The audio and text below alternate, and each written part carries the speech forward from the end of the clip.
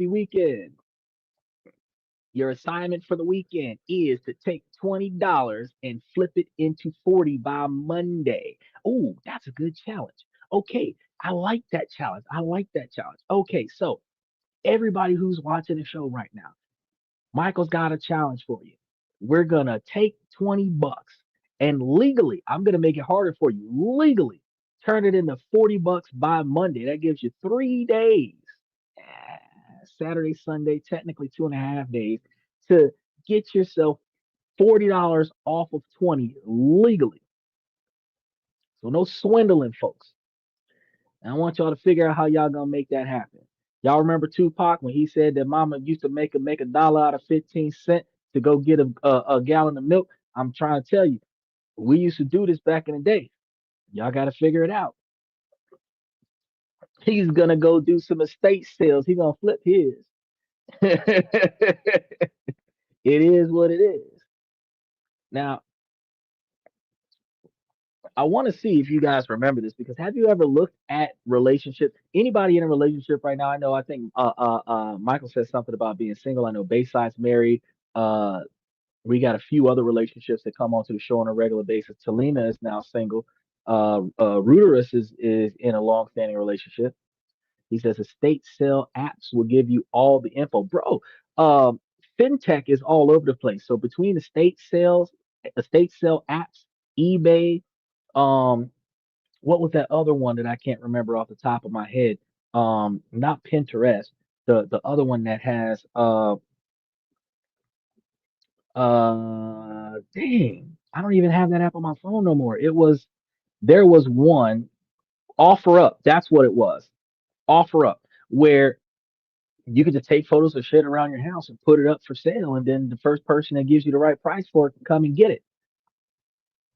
Um, you've got some places that have like a free cycle app where people are giving stuff away if you're willing to come and get it, or they'll sell it at a dirt cheap price if you're willing to come and get it. And you can go on those apps and take stuff that people would have otherwise left behind and just put it on the back of your truck and drive off with it. And then you could put it into a warehouse or storage facility or just put it in your own fucking garage in your backyard in your shed or something like that. Take pictures of it, put it up online, and sell it for way more than what you paid for it, and then make it do what it do and turn a huge profit off of it.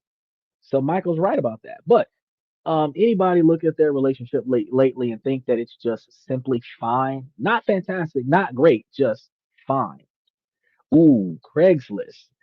Craigslist. Now, he's talking about the legitimate Craigslist that's equivalent to eBay or Facebook Marketplace, not that naughty Craigslist where you can go and hire people for explicit things. Not that Craigslist. Craig was nasty when he made that list, but that other list was pretty helpful. I think Craig had gotten the information from Greg, and Craig and Greg was like, "We got to have a naughty list and a nice list, just like Santa." All right, now if you guys ever thought that your relationship was just I, you aren't fighting all the time. You still care about each other in a way, but the spark, that deep, energizing connection that once had or always hoped for, is gone. Right?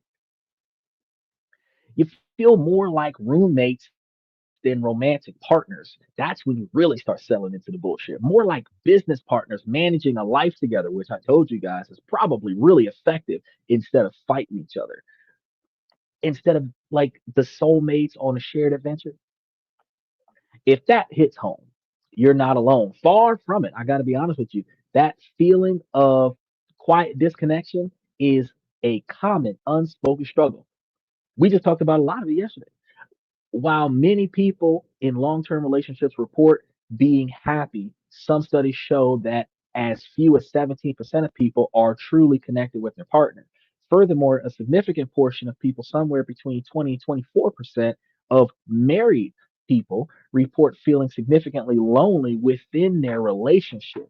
But the comfortable silence of a good enough relationship has a hidden cost that nobody wants to admit. And it might be robbing you of your happiness, your confidence, and even your sense of self. So we spent a lot of time on this, and we covered a lot of information with, look at that, y'all. He pulling on the power cord with people that are navigating the complex space between bad relationships and a truly great one. And it's in the gray area of the good enough where so many of us have gotten lost.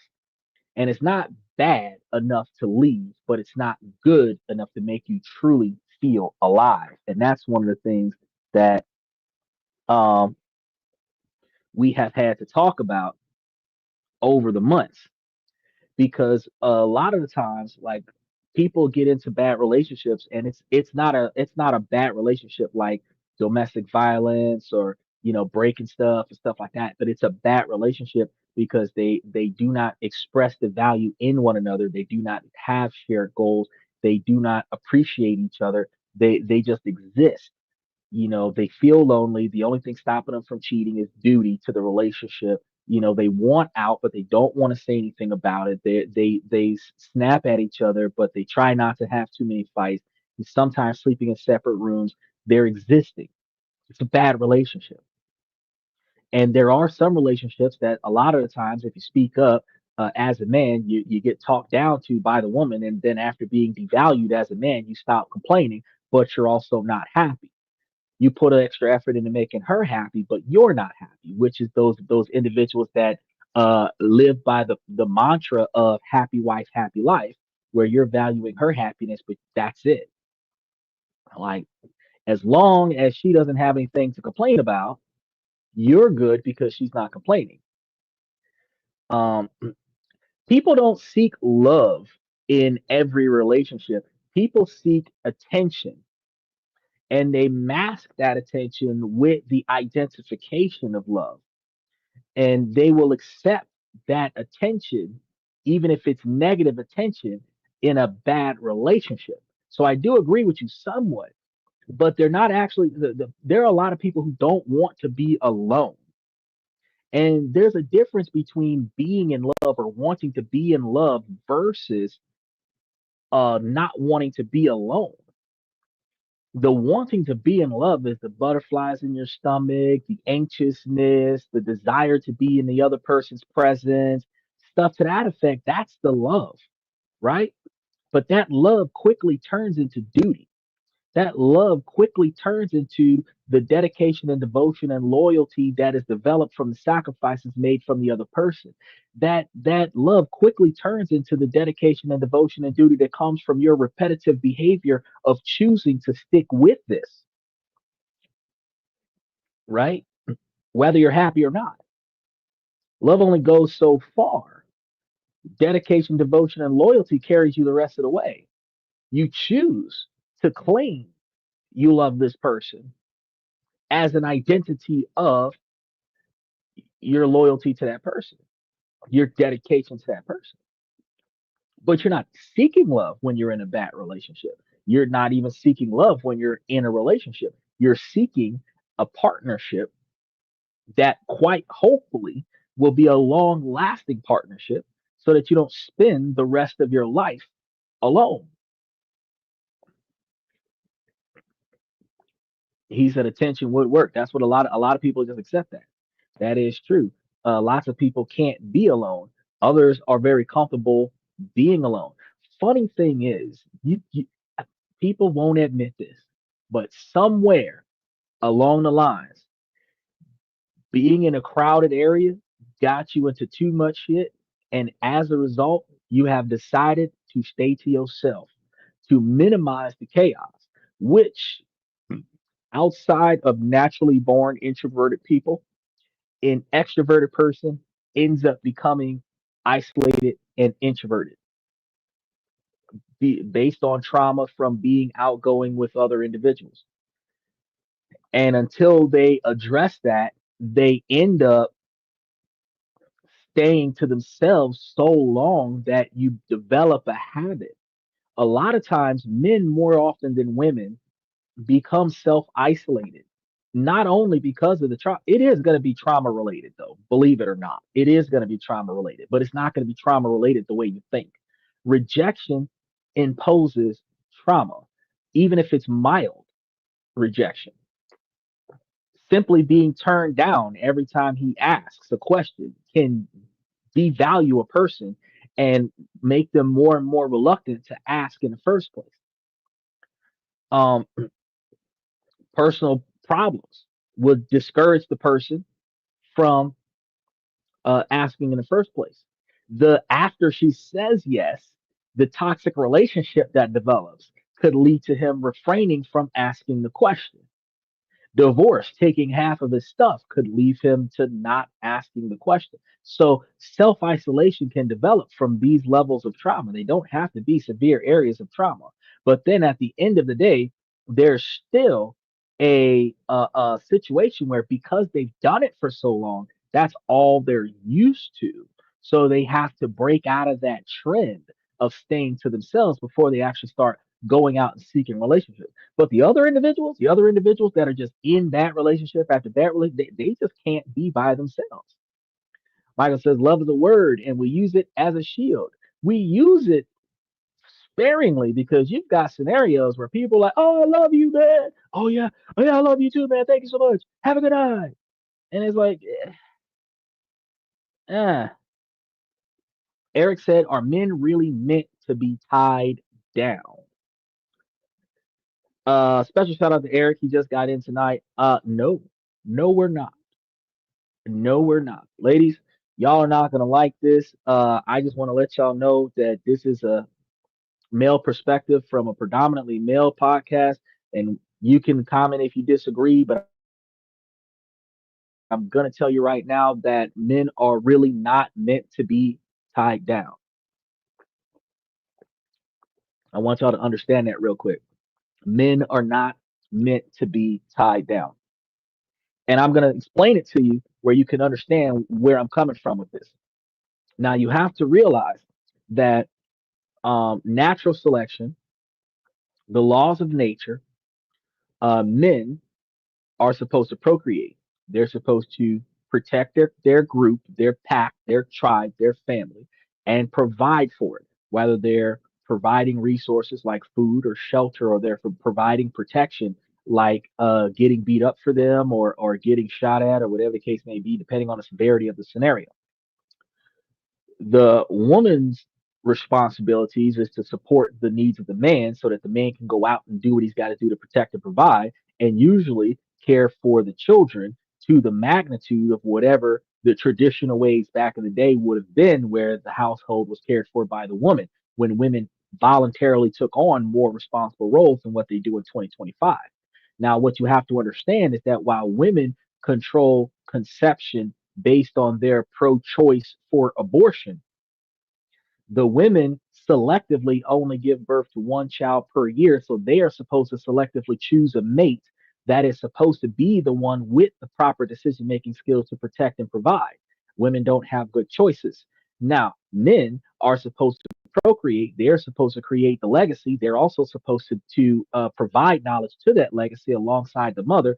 And that ability to procreate requires the men to be able to have multiple partners, because as I've said before, back during the slave days when it was hard to be an American, we had a black man produce what 209 children over the course of 130 years of his life. Okay, this is historical fact, so y'all can Google this shit. The man has created 209 children over the course of 100 years of his life. And society today, most women stop at 5, or if you're looking at Murray and Jerry Springer, they might stop at 12, but not one woman is putting out 209 children. They don't start legally producing children until they're 18, but if they start having children at 15, which is completely illegal in the United States, by the time you hit menopause at 40, you've had 23 children. In order for a man to be able to effectively produce at the maximum level, he would ultimately have to have 20 or 30 different women that he was breeding with on a regular basis, like Nick Cannon, who had 5 different children born 30 days apart in the same year by 5 different women. No one woman can give birth to 5 kids once a month. That only happens when you have multiple partners. Monogamy and marriage was designed for women because she would gain his estate and child support for the kid if the divorce happened where he fucked up the marriage back in the day in the 50s because she was given to him as a dowry and he fucked up the marriage since she gave up her best parts of her life for him. Now he takes care of her for the rest of her life. That's where marriage and divorce and everything came from. She went to becoming his property, which women are not property, but that's what it was way back in the day when dowries were a thing. And then when he neglected his responsibilities, his punishment was to care for that responsibility for the rest of the existence of that responsibility. Things have changed over the decades. And now marriage is a financial contract that can be breached at any point in time when both parties agree that let's just get rid of this shit. Now, at today's society, marriage only benefits women for the sake of if she marries him, consummates the marriage, and stays married to him long enough, usually beyond a certain number of months. If she divorces him, she gets half of everything. He doesn't have to do anything wrong. He doesn't have to beat her. He doesn't have to abuse her. He doesn't have to abandon his relationship. He just has to not satisfy whatever expectations that she has. And then if she's got the right lawyer, he has nothing left over. She gets the house, she gets the cars, and if there's any children involved, she gets child support and potentially alimony on top of that. And this typically happens because non-discriminatory the law indicates that the breadwinner is supposed to compensate for child support if the dependent has possession of the children, and if the dependent that has possession of the children also does not have the financial capabilities to support the standard of living that the family was on during the marriage, that the head of household, the breadwinner, has to pay alimony to the dependent. Now, that's how the law is written. But hypergamy, women typically get men that make more money, that are more successful, that has more stuff. So ultimately, when the divorce usually happens, the man loses half of his shit. Now, recently with alpha boss ladies on the rise, when women get married to a dude, that typically leads into a scenario where when that divorce happens, because now she's the breadwinner, now it's starting to happen where alimony is being provided to the man, child support is being provided to the man, the men is getting custody of the kids 18% of the time. So again, non-discriminatorily, if a man dates a woman that's got more money than him, he ain't got nothing to worry about because if she divorces him, he's going to get more shit than what he had when he walked in. But most women are looking for a man that makes more than her. So, no, at no point, to answer your question, Eric, at no point are men supposed to be tied down. But traditional Western culture, we're now stuck with one woman per man by law. Whereas if you were in Dubai or in a Muslim culture, you could have 10 wives if you could afford them all. You can have as many girlfriends as you want, but you can only be married to one woman at a time.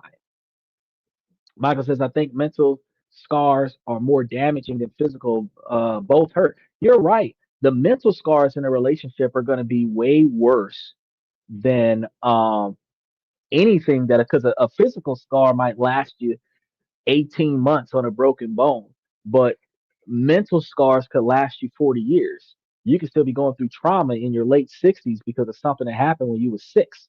So yeah, and if you have complex PTSD, which is repetitive trauma, that's self-inflicting trauma, where you were traumatized at one point in your past, and now you're recreating the same situation to try to work through your trauma by re-traumatizing yourself, and then the situation not working out the way you wanted to work out. Complex PTSD causes you to exacerbate your traumas, which makes your fears and your anxieties worse. So yeah, that's a whole nother level of bullshit that people got to deal with. And if you don't ever work through the trauma without self traumatizing yourself in a new relationship, the next relationship is going to be just as unsuccessful as the last, where it is not your partner's fault that your relationship is failing.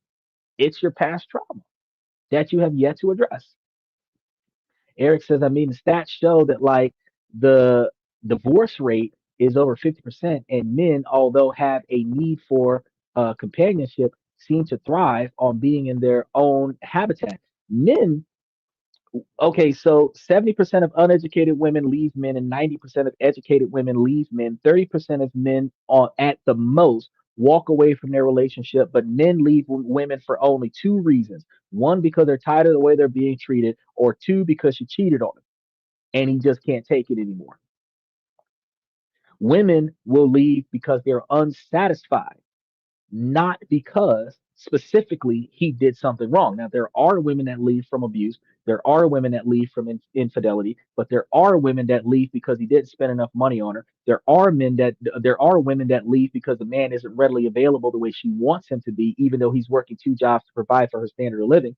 And there are women that come in on this gold digger mentality where she thought he had more financial stability than what he actually has because he might have been car rich, he might have been throwing money in the club. She might have liked all the lavish gifts that he was buying her when he dated her. But then when he married her and he could not hide the financial deficit anymore, she saw what he had. He was broke as fuck. And she's like, oh, no, hell no. I don't want this debt, and walked away from the marriage.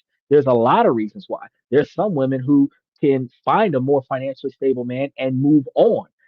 All of these things and more. There's many more things that I can't even think about that have literally nothing to do with the man actually making a mistake, where a woman can just walk away from a marriage on principle. But the fact that 50% of people who marry get divorced is an indication that there is a problem in the average marriage that is not being addressed.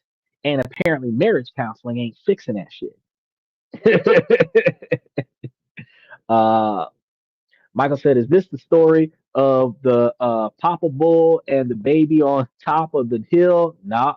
And there, the cow. I love this one. And there was a cow in the village, and Baby Bull, let's run down and go get one. And Papa Bull says, "No, son, we'll walk down and get them all." Yeah, I remember that story. I remember that story. Wife looks for financial security in the relationship. That's another problem. Yeah, I remember that story about the bulls. And the thing is that when you're young, you're trying to get as many of them as you can. You're trying to run out there and catch them. You're trying to chase them down. You're trying to trick them. You're like the wily coyote and the roadrunner. You're just doing everything that you can to get your hands on one. And then eventually you stop trying. Eventually, like you're like, nope, it'll happen. Event just like Ash. Everybody uses Ash Ketchum from Pokemon as a metaphor to go out there and catch all the chicks. But if you really go back and watch that series on Netflix right now, that man wasn't out there trying to catch Pokemon. That man was out there becoming friends with the Pokemon. He was not out there. He the first three badges he got was given to him because he was a good dude, not because he beat them. He beat them with morals and ethics. He didn't beat them with Pokemon. And the fact is that instead of him rushing out there like his rival Gary and picking up 75 Pokemon between the first two cities he went through, your boy had three. He had three. And his three, the first one he got, he almost got killed to get it. The second one he got, he almost got killed to get that one. The third one he got, he saved its life, got electrocuted in the process. And the first one he got started telling the other ones that he got that he was a good dude because he's sacrificing himself for his Pokemon. You got to understand, when he coming out here to get these females, it's not about running out there trying to smash every single one of them. It's about recognizing when this person is valuable enough for you to make a sacrifice for. Because outside of money, that is what a woman is going to value, is when you sacrifice yourself for the betterment of her. You ain't even got to be looking for a relationship, but if you're willing to sacrifice yourself for her, she might actually end up being loyal to you because she knows that she can count on you when shit get tough. Michael says, when you're young, you will fight for her. When you're older, you just say, take her. But see, the thing about it is that when you young, you possessive, and you like, oh, that's mine, that's mine. And then when you get older, you realize that you don't have to fight for what's yours. She fights to stay with you. She don't fight you to stay with you. She fight the world to stay with you. When you realize that, you stop fighting. Because why the hell am I going through all this trouble getting my ass whooped for somebody who don't want to be here. Sweetheart, if you don't want to be here, you can go. Then when you start getting that mentality, and then she realized she got a choice. She can either be protected by you or she can succumb to the whims of society. Some of them choose to stay. But that comes from the old saying that if you let the bird go, if it was meant to be, it'll come back on its own. When you start changing your mentality, you stop fighting for the stuff because you're not supposed to fight for your girl as a possession to stay. You're supposed to protect her safety and you're supposed to protect her dignity. And that second part is impossible to do with the modern 2025 woman because women don't want a man to protect her dignity because she ain't even trying to protect her dignity. The lack of modesty in the average American woman is terrible. And as soon as a man says, be more modest, he's being oppressive. There's going to be man shaming involved, and you not my daddy, and all this other stuff. But that's his job is to say that is too revealing to maintain your modesty, your integrity. Women that are scantily clad because they just can. It's America, freedom of speech, and I should be able to wear whatever I want, but you're attracting negative attention instead of positive attention. And it's my job as your man to only have people look at you in a positive light. And if you don't want to be seen in a positive light, then you don't want to be seen with me. And that's when women start having a problem. Because I only want to be seen in a positive light. Now, all of this is some of the reasons why we have 50% divorce rate because the men aren't getting the woman for what she does for him, and she's not getting the man for what he can do for her. Men are chasing sex and women are chasing money. All of that's the reason why shit don't go right in the first place. But as it pertains to today's show, when the men don't leave the relationship unless the relationship is unbearable. But in relationships where it's just good enough, it's not bad enough to leave, but it's good enough to make you feel truly alive. It's not like fantastic, but it's all right. I want you guys to understand that today we're going to be going into the situation and we're going to turn on the lights on a gray area that a lot of people have overlooked because we're going to uncover the three profound hidden costs of staying in a relationship that isn't truly fulfilling. Then, more importantly, we're going to illuminate the path back to authentic happiness, whether that's with your current relationship or beyond it. Now, I am not the type of person that is quick to encourage you to cut and run in a relationship, specifically because no matter how much your relationship sucks, if both of you recognize that it sucks and you both are willing to put forth the effort to make it better, that 40 and 50 and 70-year marriages only exist because those two people decided to continue putting in the effort to make it work. In the scenario, the average relationships right now are about 1 year, 5 months, 6 days, specifically because the average person is in the honeymoon phase in the first 3 months. Then after that, they have about a year of dealing with the bullshit, 3 months left of fighting, and then it's done. That's pretty much how it goes. The first 3 months is a honeymoon phase out of a year and 5 months and 1 week. The first 3 months is the honeymoon phase. Then you got a year's worth of going through the motions. And through that going through the motions, pet peeves start to arise. You're a year and 3 months in at best. And you got so many arguments that you can't stand it. Then last 2 to 3 months, argument after argument after argument until somebody says, let's break up. And more often than not, because that's an average. Some relationships don't make it past 6 months. You do the 3 months of honeymoon phase, that 3 months of fighting, and then you're like, you know what? Nope, that's it. Really. Michael says making changes is baby steps. He's right. Now, this isn't about blame or ultimatums. It's about awareness and empowerment because you deserve more than just a fine when you're identifying your love life, when you're identifying your life in general. You deserve to feel cherished, seen, and deeply connected. So, what exactly is good enough in a relationship? It's a term that can feel vague because it is. And the experience itself is one of quiet and creeping ambiguity. It's defined not by major problems, but by the absence of deep, fulfilling connections. It's the relationship that looks perfectly acceptable from the outside, where you have the shared history, maybe a home, maybe children. You have your routines, your inside jokes that have grown a little tired. He said, it's her fault. Like and subscribe. She did it. She did it when she didn't do it. Whatever it was she didn't do, cook, clean, iron my clothes, come give me a hug when I got in from work. It's all her fault. Crashed the car, threw my PlayStation in the pool, whatever she did.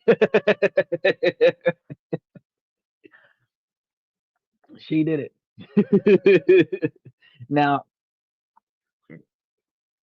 you also have those comfortable patterns that you have in a seemingly perfect relationship when people on the outside are watching the highlight reels of your relationship.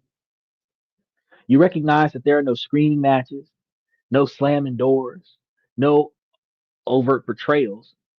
And that's exactly what makes this so tricky because there's no big, obvious reason to leave.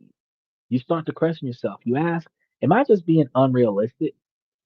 Is this what long term love is supposed to feel like? Am I asking for too much?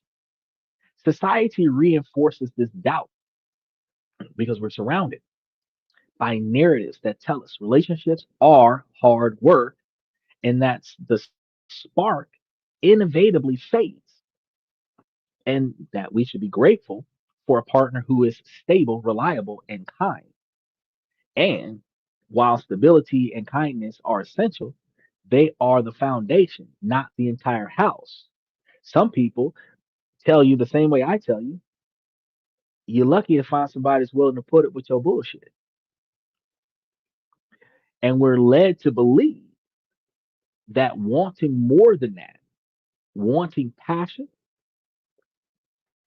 wanting profound intimacy and emotional atonement is a fairy tale.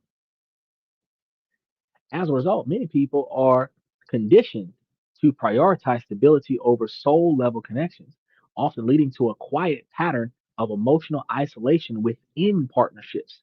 In fact, studies show that roughly 1 in 3 adults report feeling lonely at least once a week. Man, I can't remember the last time I felt lonely. Michael said men are so used to hearing punishing words. Ask any woman. I'm going to tell you something. I've had a lot of students that I've talked to, especially the women, and I always do this for the women more than I do this for the men. And reason being is because men proactively give too many comments and they proactively give too many words of affirmation and validation. And the reason why I say that it's too many is because you compliment a female just because she's breathing. You compliment a female because you want to sleep with her. You compliment a female because she's there. She doesn't have to do anything. She doesn't have to earn your compliment. She doesn't have to you know perform using her skill set. She just has to be there and be attractive, right? Women are supposed to be valued for their minds and their skill sets, not their bodies. But that really, if you put on an outfit that's too short near the crotch, butt cheeks hanging out in the back, nipples showing through the outfit, if not completely hanging out at the top, you're going to get a bunch of compliments from guys. But a girl with baggy pants on, with a nice cashmere sweater on, turtleneck, with a jahiv on, you ain't gonna get compliments for her. The fact is that men are providing unnecessary compliments to women. Now, adversely, which is one of the reasons why I do this for the women more often than I do it for the men, is that I don't know if there's any women in here because ain't nobody bitching right now. So I'm gonna say ain't no women in here because this is dominantly a male podcast. But um, so ladies, if there's some ladies in the channel, jump in and tell me what you think. But when I talk to the ladies, the ladies complain more than the men when it comes down to things not going the way it's supposed to go. Okay, if you get in the way of his Xbox, he'll complain. But beyond that, he only complains when you wreck the car or cost him money that he wasn't planning on spending on you. But women are not satisfied when things don't get done a certain way, and when that happens, she'll complain, and that requires him to rectify. When he's doing what she wants him to do, there are no complaints. But one of the things that I tell women all the time is that if you think about it, when do you compliment your man and tell him that he's doing a good job? When do you compliment your man and tell him that you appreciate him putting in extra effort? When do you compliment your man and tell him that you are proud of him for what he has done so far? When do you compliment your man and tell him that he's doing too much and now it is time for him to take a break and rest? Some women that I have talked to, a lot of women that I have talked to will tell me, I don't. You say nothing when things are good. You complain when things are bad. And that is an imbalance. If you are in a relationship where when things are bad, you complain, then when things are good to bring back the balance, you're supposed to compliment. So I said, every time that you have something negative to say, find 5 to 25 positive things to say on top of that. Period. I love the simplicity of Zaber. He says, "Bro is so happy to have an all male based channel." I'm gonna be real with you. I really could care less. You want to know why? Because I started this podcast where more than half the channel was women, and the women didn't want to hear it, and the men come in and they co-sign. I'm not saying this for the co-sign. And nobody could be watching my channel and I would still be saying what I'm saying right now. But when you hear what I have to say, you're like, you know what? That shit makes sense. Now there's about 32% of women right now, between 32 and 35% of women right now that are on the channel. And they come on the channel and they're like, "Yep, it is what it is." There are some that are naysayers, but those that are naysayers aren't naysayers because they actually can provide factual information to discredit me. They're naysayers because they want to devalue me as a man because I said something. The same way you're trying to devalue me and my channel because nobody's objecting to what I have to say. But I love the way you have this sideways Bruce Lee Elvis perm profile that's probably not even your real photo, so that you can go ahead and crash my platform in the middle of the night. And I encourage you to continue doing so because comments trigger the algorithm and the algorithm starts showing the show to more people. So by all means, go ahead and come in and tell me that I'm here enjoying the fact that nobody's disagreeing with me. Because as I showed you guys yesterday, when Robert tried to debate, no, it wasn't yesterday, it was Wednesday when Robert tried to debate me. I'm quick to get into a debate and I'm going to give you a bunch of facts. I'm not even going to slow down. You're going to start debating with me about some stuff that I talk about, and I'm going to show you some statistics off the top of my head. You're going to be like, damn. And I can probably tell you which show I first put those statistics on. And you can go to my channel and go and get the rest of those statistics. Michael said men just need to replace them. We don't need to replace them. What we need to do is go spend that $150,000 on that female robot as soon as they start putting female atomical parts in the right places. You understand what I'm trying to tell you? A jawline is just a jawline. He said, "You're bored like Mikey." He sure is. I come here because you're smart. Most people with intellect come here because I'm smart. Did you ever get tested for ADHD? Why would I get to? Okay, so here's the stupidity of ADHD. Um, Special shout out to anybody with ADHD. When you recognize that you have an inability to maintain focus on the shit that you're trying to accomplish. Sometimes people go places and they start getting themselves into ADHD medications. They start trying to do things like therapies and other such treatments in order for them to regain focus. They got the little fidgets out there and all this, that, and the other. But did you know that ADHD is a side effect, the chemical imbalance in individuals that are the product of overly drug induced adults that procreated during the conception of drug intake, which led to the ADHD? So, the large majority of children between, I want to go so far back as like 2014, all the way until now, maybe even 2010, all the way till now, that all are the product of too many drugs and then procreating and producing kids. Clearly, the parents of these children should feel bad for partying too hard and then having children. That's what I got to say about ADHD. But would I personally go get myself tested for ADHD? No, because you test yourself for ADHD when you identify some symptoms of ADHD. The same way you go get tested for COVID when you identify certain symptoms of COVID. So if I can maintain focus on one thing for an extended period of time, I don't have ADHD. And the fact that I spent 2.5 hours working on a 30-page paper that had nothing to do with this show before I came to this show with an 81-page script that I had to sit there for 3 hours to create, and I was able to do it in one sitting. I can assure you, I don't have ADHD. So why waste resources for people who much need the ADHD testing for me to go and prove that I don't need it? And Michael said, female robot, I have two sisters and they never leave me. If you're human, you would have PTSD. Everybody should have some level of PTSD. He's one of those kids. Look, that's what I'm trying to tell you. Test tube baby.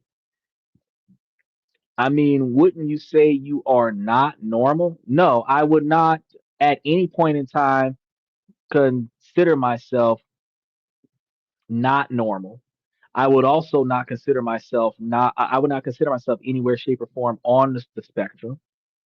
And while awareness is fantastic, self awareness actually comes from one's self of ability to be aware of one's condition.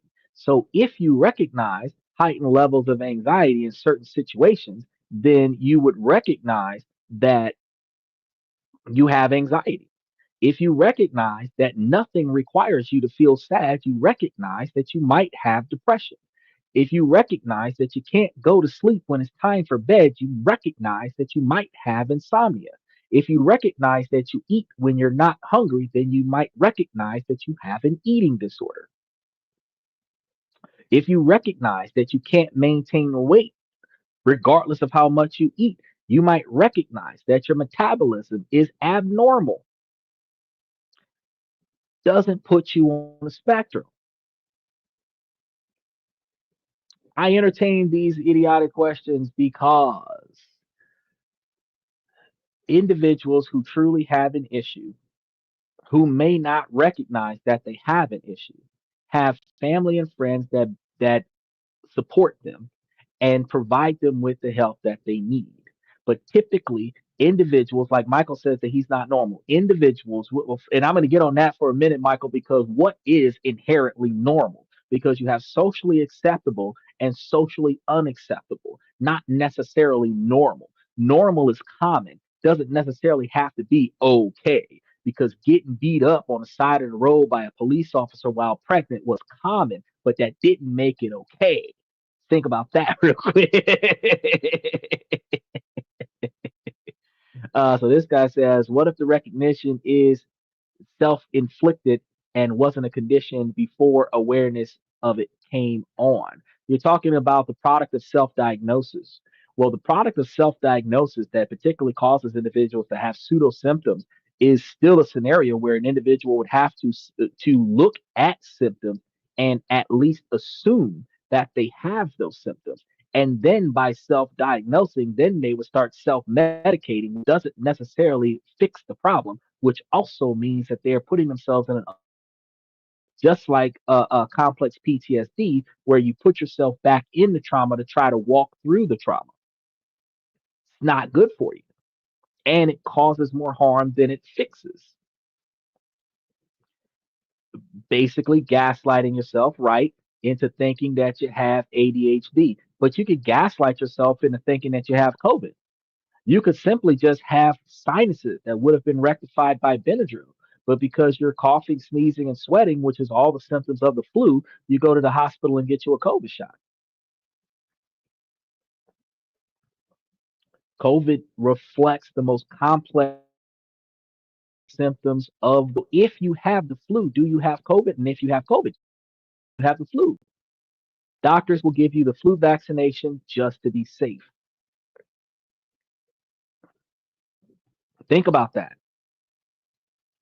Where recognizing that the vaccination for COVID is RNA strands of an actual virus that has killed people, where they're assuming that that strand has not mutated in the vaccine before they administered it to you, hoping that it is a dead variation of the virus that your body can fight off so that you can grow a stronger immune system of it, while recognizing that the high likelihood of exposure to the vaccination could inherently give you a level of COVID that has mutated that could potentially kill you.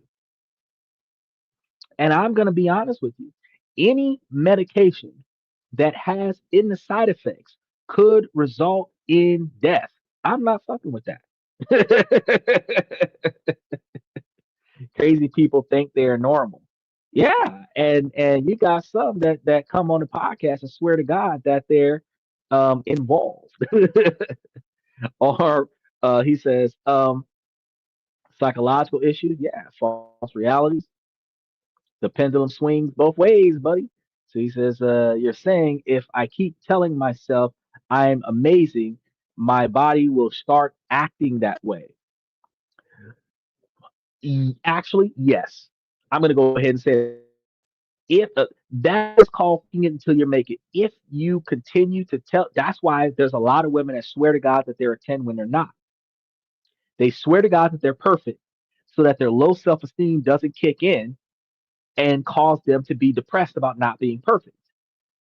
But men don't look for perfection because, ironically, a man will find the most imperfective flaw in you and find that attractive, like that mole that women call a beauty mark, is a little black spot on their face growing hairs out of it and stuff. They call that shit cute. One eye bigger than the other. They're not symmetrical. They call that shit cute. One boob bigger than the other one. One hanging low, one up perky. They call that shit cute. That women don't like stretch marks. Men love stretch marks. Like cellulite. Men love cellulite. Women don't like having thick thighs. They think they're fat when they have thick thighs. Men drool over thick thighs. So the things that women find imperfect in themselves, men love that shit. So yes, if you tell yourself that you are the best thing since sliced bread, you might develop a narcissistic personality of being self-absorbed, but you're not going to walk around hating yourself. As long as you don't couple that with blaming everybody else for your failure, you'll be fine. He says, I love the freaky uh, false nines. Bro, those, they're not even false nines, sixes and sevens. And they put on enough makeup and, heels and fake nails and eyelashes, and they glue their hair to their scalp with that edge control stuff so that they can look like nines. But if it costs you $1,100 and 4 hours in the mirror, you're definitely not a fucking. That's like building a house before you leave the house. Like, what the fuck do you mean, bro? Let me ask you a question. I know women don't like being compared to cars. Like and subscribe as you come through. But I'm going to tell you something real quick in relation to those false freaky nines. I want to go into that. Yup, the weed. Look at it like this, ladies. You got to put your hair on, your eyelashes on, your eyebrows, your makeup, your other makeup, your lipstick, your fingernails, your waist trainer, your padded bra, your butt lifters, your thigh thingies, your heels, all of this stuff. 2 to 4 hours. Now, if a man had to go outside and charge the battery and pump up all the tires and push the gas pedal 374 times, roll the car down the driveway in neutral, pop the clutch, and turn the key for 30 minutes to get the car started, he could not tell you that he had a sports car. You would tell him his car ain't shit. If you got to put all that effort into getting the car started, that car ain't shit. Now, likewise, if you got to put all that effort into a 10, that 10 ain't shit. And then the war paint, bro, the way they paint their face, they put too much makeup on. Cause so they got some women that don't even have natural look to them. They look like a porcelain doll. They look like Sting. I'm not even gonna give them porcelain dog. I'm gonna give them Sting, Lex Luger. I'm gonna give them like Krusty the Clown, the Joker, Stephen King's It. I'm gonna give them like they got too much makeup on. You feel me? And then after that, they ask you if they look okay, and then men wanting to sleep with the girl will lie and say yes. Got this girl walking out there looking like a circus clown from Barnum and Bailey's, and at the end of the day, as long as he can smash, he don't complain. But the makeup is in the sheets. The makeup is on his clothes. The makeup is on the mirror. If the makeup is all over the place, you got too much of it on. Because not now natural woman would leave her lipstick, her face print, or anything like that anywhere near you. So why the hell does she have so much on that is all over you, getting you in trouble with your wife or your main chick? That's what I'm trying to go into. They about that bullshit. Zabar says, I like that they're trying so hard to impress me. They're not impressing you though. That's the point. These females do not do that to impress men. They do that to attract the man desiring of sexual engagements, then exploiting that sexual desire for the financial gain. There is no scenario of the modern Western woman where they're overly sexualizing themselves the way they do with the design to get a husband. It is the design to get free drinks, to get a dinner and movie they ain't got to pay for, to get trips around the world, to get a free ride in an expensive car, to get seen in an expensive house, to get VIP access to special events. It is not done so that she could get married and become the mother of a bunch of kids. Because if that was the case, you would not have had thousands of women cutting off their hair, taking off their shirts, and marching through the streets protesting abortion laws. If they were doing it to impress men, because men get women to reproduce, men don't get women to be financial partners. So if women were doing this to get the men, then women would be wanting to reproduce and stay with the man that they're reproducing with. Even though it's not working, it's cute.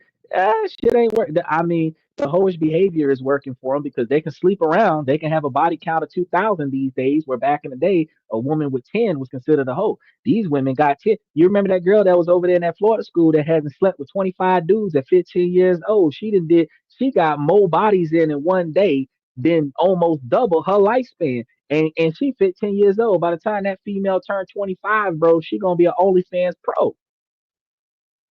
And then when they settle down at 30 or 35, they want a man to ignore her past and say, hey, it doesn't matter. that I got more miles on me than a NASCAR sports car. What matters is that now that I'm retired, you accept me as I am.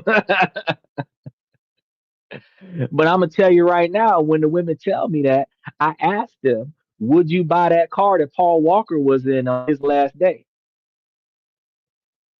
Because that car, you should accept it as it is too. Michael said, "Remember to like and subscribe." Your assignment for the weekend is to get that 20. Wait, Michael, you're a moderator. Yeah, Michael is over here trying to manage the platform, trying to make sure that y'all not over here being reckless. All right, now let's go back and get out to the main topic because we were supposed to be on here talking about some real stuff, and Zaber took us down a side path because here on this and that we talk about this, that, and everything in between. But I wanted to go ahead and cover that because I don't want anybody to think that you know it's okay to deprive your partner in your relationship and the thought processes of individuals when they're getting into these relationships. And the reason one of the reasons why shit sucks when you get into these relationships is because of these bad choices that we're talking about today. So I want you guys to understand that everything we're talking about today, these are the hallmarks of relationships that while some people might consider them good enough, they're not what you're looking for when you set out to be in a relationship. You could be sitting right next to your partner on the sofa, scrolling on separate phones in comfortable silence, and feel a million miles away till she come and stick her nose in your phone to see what you're doing on your feed. It's the feeling of your nervous system never quite settling, never quite feeling safe enough to be your full self. You're never trying to be authentic. The connection feels functional, not foundational. You talk about logistics. Who's picking up the kids, what's for dinner, when the bills are due, but you avoid deeper conversations. You don't share your biggest dreams or your darkest fears anymore, perhaps because you tried once in a relationship and you were met with either a blank stare, dismissive comments, or a quick change of subject. And that's on a good note, because on a bad note, you might have been devalued or disparaged enough to the point where you're not willing to put yourself in that vulnerable position again because the last time you did it, you got attacked. This is a form of emotional neglect. It's not about malicious intent. Your partner isn't trying to hurt you. They may be perfectly content in this quiet arrangement, but your core emotional needs, the need to be seen, heard, understood, and cherished, are consistently going unmet. So when emotional needs are ignored, individuals can experience a slow numbing and disconnection. And this disconnection is not just from their partner, but from themselves. So why do we stay? The reasons are complex. A deep human complexity that not too many people understand. First, there's a fear of the unknown. And a lot of people suffer from this fear of the unknown. We also suffer from a fear of success alongside a fear of failure. But all three of those fears prevent us from taking action. The good enough relationship, for all its quiet dissatisfaction, is familiar. What to expect. Leaving means stepping into a void of uncertainty. It's a lot like having a used car that you've owned forever. You know everything that's wrong with it. You know how to get around it. You know how to fix it when necessary. And you're going to go from having this car that needs a lot of work, but you deal with it, to trading it in and getting another used car that you know nothing about that you have to get used to. In addition, you have the fear of being alone, of navigating the world single, especially after being in a couple environment for an extended period of time. The daunting prospect of dating again can be so paralyzing that it makes a dull ache of the current situation feel preferable. We tell ourselves, at least I know what to expect here. And in doing so, we cage ourselves with the familiar. Second is the sunk cost fallacy. You've invested years, maybe decades. You've poured time, energy, emotions, and finance into this shared life. The thought of walking away can feel like admitting that all of that investment was a waste. It feels like a personal failure. So you stay, hoping to salvage your investment, not realizing you're just sinking more of your precious life into a venture that yields no real emotional return. Uh, Research from 2018 found people were willing to stick with an unfulfilling relationship for nearly 300 days past its expiration date if the relationship had already lasted for a decade or more. Beyond this, other studies show that people are motivated to stay in unsatisfying relationships for selfish reasons. They're worried that a breakup would be deeply distressing to their partner and choose to remain for their partner's sake, even if they themselves feel unappreciated. Michael says, back for a few. People hate changes. They damn sure do. They get comfortable with living crap. They sure do. It has some people that will prefer, especially if it ain't a bunch of chaos in the house, they'll prefer to live in two separate rooms and make it work financially than to be alone struggling with the bills, or being alone struggling with the children, or being in a relationship full of chaos with no financial strife.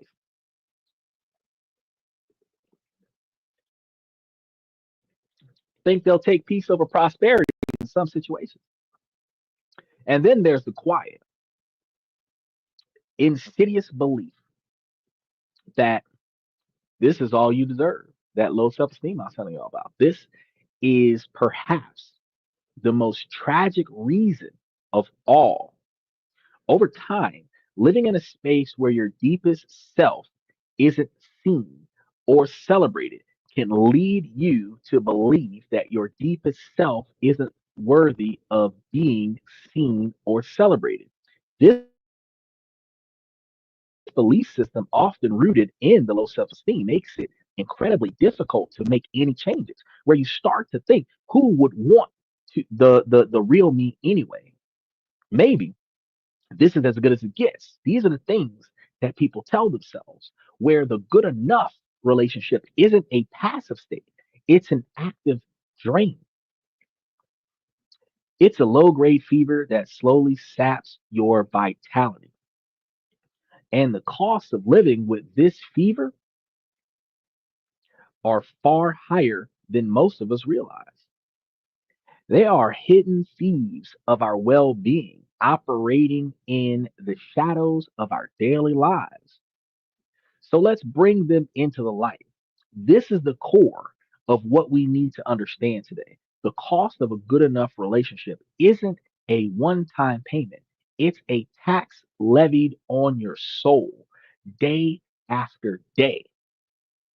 It shows up in your body, in your mind, and in the way you interact with the world. So let's break down the three most profound hidden costs. The human brain is wired for connections and safety.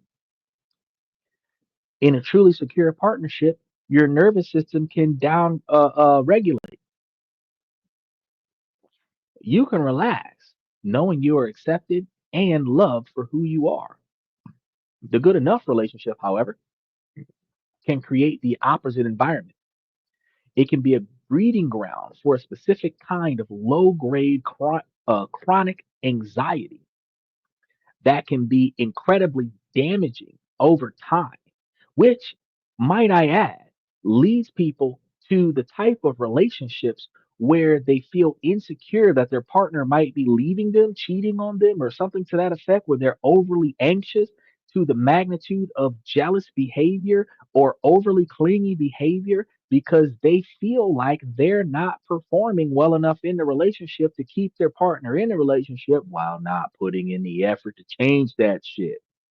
Ha ha. Now, Micah says most people trade time for money or work, giving other people your happiness. Man, that's true. And he says if you can balance work and time, you will find the end of the rainbow. If you can find a balance between work and time, work and your loved ones, you will find that it will be easier to manage your relationships. You will find that it will be easier to manage your work life. And you should find a more supportive work life that prioritizes your personal life and a more supportive personal life that prioritizes your work life, which allows you to have less difficulty in transitioning between the two. That's when you're at the end of the rainbow.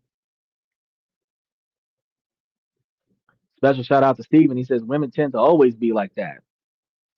But it's not just the way the women and men are like that too. But the difference between the women and the men is that the women are the ones that make the choice because the men are required to initiate. So if she knows that this is what she's getting herself into, she chose that.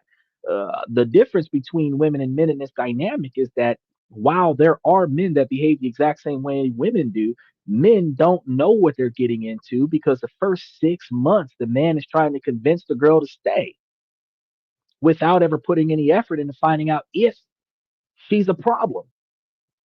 Women analyze hundreds of suitors and then choose one to be the boyfriend and then stick with that choice to demand that the boyfriend marry her to lock in the commitment of finance. So when a woman selects the wrong guy, she proactively chose the wrong guy. When a guy chooses the wrong girl, he accidentally tripped up on the wrong bitch. That's what you It's a completely different dynamic. Same behavior patterns, same level of dissatisfaction. It is just one is actively done and the other one is passively done. And it is no way, shape, or form better for the men than the women because once the man realizes that he fucked up and grabbed the wrong chick, he's too invested in her, so he's still gonna stay. He's not gonna pull out quick. He's not gonna charge it to the game, take the L, and walk away. When she realizes she got with the wrong dude, she don't walk away until she can't get what she wants out of the relationship. So both parties do the exact same thing. They get in it, misguided, all the wrong reasons, with a person that's not right for them. They hang out far too long and then they walk out with unresolved baggage that they're going to carry into the next relationship. Both sides are the same. And this is going to be because the connection is ambiguous and your place in your partner's heart feels uncertain, where your nervous system can remain in a state of low level alert that isn't healthy for you. And this is called hypervigilance. You might find yourself constantly scanning your partner's behavior for clues. See if they're cheating, see if they're lying to you, see if they're packing up their shit to go away. You're not listening to what they're saying. You're analyzing how they're saying it. You're dissecting their tone of voice, their micro expressions, the length of their pauses, and with a neutral comment like, you seem tired, that starts becoming filtered through a lens of insecurity and becomes, am I boring you? Or am I not enough? Your partner's quiet mood, which might just be due to a stressful day at work, sends you into an internal spiral of what did I do wrong? Are you mad at me? Are they pulling away? This constant analysis is exhausting. It's like having an application running in the background of your mind at all times, consuming your processing power and draining your battery. This mental and emotional exhaustion is a frequently reported consequence of staying in unfulfilling relationships, which also becomes part of that baggage that is regurgitated in complex PTSD, where you are now putting yourself back into the same familiar environment of an unfulfilling relationship with a new partner, which is going to exacerbate the trauma from the last partner that treated you the exact same way, where you never feel fully at rest because you never feel fully secure. This persistent state of unease can manifest a physical symptom that not a lot of people realize.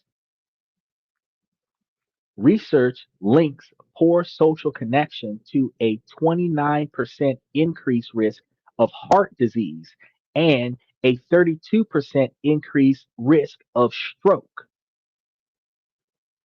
Yeah, that's deep, Stephen. I ain't sitting over here trying to say that women ain't shit.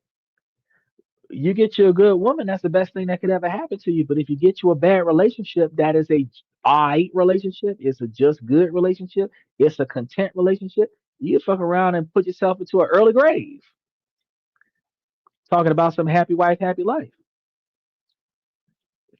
And ladies, they'll find themselves having early strokes and sending themselves to an early grave talking about some I just love me. Talking about some, oh, Chris Brown didn't mean it when he did that.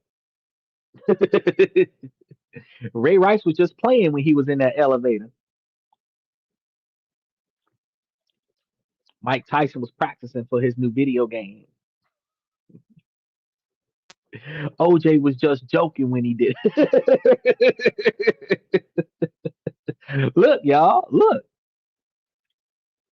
There's a time and a place, and sometimes it's not the time, right?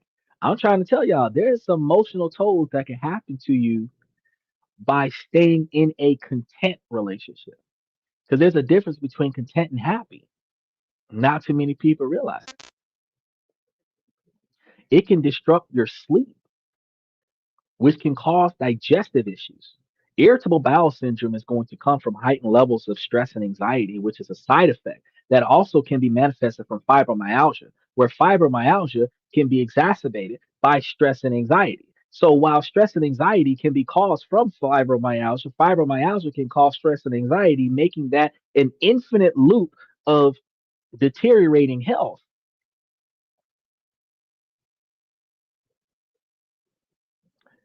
Now, this is going to lead to tension and headaches that are migraines. Now you're popping aspirin all the time.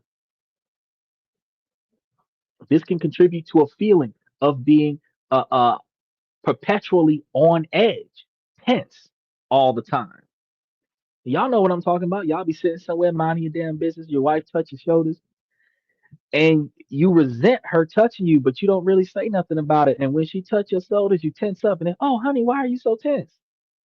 And you don't even know. You lie to her and say, I don't know. But you do know. I'm tense because you touching me. You touching me. I don't want you touching me. That's why I'm tense. That and why do you feel that way? You should not be tense if you're in your relationship. It's the emotional equivalent of living in a house where one of the floorboards is always creaking and you can never quite relax, always waiting for the next sound. That old saying of walking on eggshells, that's what that's about. Research has consistently linked distress in a primary relationship to higher levels of anxiety. When your fundamentals need for security attachment isn't met, your brain can get stuck in a threat detection mode. A 2022 study found that people with high attachment anxiety are more willing to stay in unhealthy relationships due to a fear of rejection or abandonment. You may not even label it as anxiety. You might just call it stress or say that you're a warrior You just, worry too much. But the root cause is often the emotional instability of your primary relationship. You are perpetually bracing for an impact that may never come, but the bracing itself is causing damage. And you might avoid bringing up the issue that is causing you to have that feeling. You're ignoring the issues that are important to you because you feel your a partner will reject you. There's a huge fear there. And that fear only perpetuates the cycle of unmet needs and internally anxiety. So you're going to make the bad situation worse because you feel bad about it. How these young bucks say, you feel some kind of way, but you're afraid to talk about it because if you talk about it, she's gonna make you feel worse about it. The fear of rejection or abandonment keeps you silent. The silence feeds the anxiety. It's a vicious, self sustaining loop that slowly wears you down, making home feel less like a sanctuary and more like a source of constant quiet stress. Perhaps the most devastating hidden cost is the slow, methodical erosion of your self esteem, which is one of the reasons why you walk out of the relationship more damaged than what you were walking in. And this doesn't happen overnight. It's a death by a thousand paper cuts. Every time your enthusiasm is met with indifference, every time you share something vulnerable and it's ignored, every time you try to initiate a deeper connection and are rebuffed, a tiny subconscious message is sent to your brain. You are not important.